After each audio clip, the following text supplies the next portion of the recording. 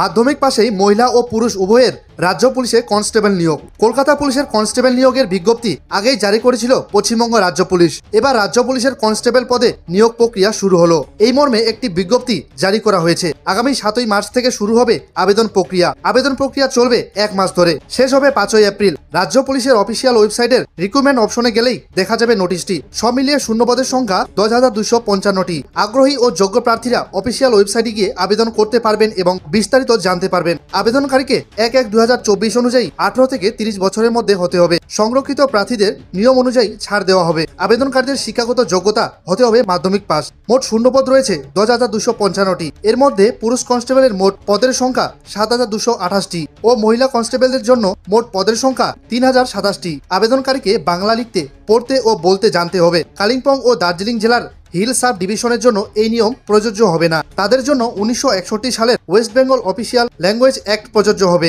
আবেদনকারীরা অতি শীঘ্র রাজ্য পুলিশের অফিসিয়াল ওয়েবসাইটে গিয়ে নোটিশ দেখুন এবং আবেদনের জন্য আপনার পার্শ্ববর্তী এলাকার অনলাইনের ক্যাফে গিয়ে যোগাযোগ করুন। খবরটি আপনার পরিচিতদের সাথে অবশ্যই শেয়ার করবেন।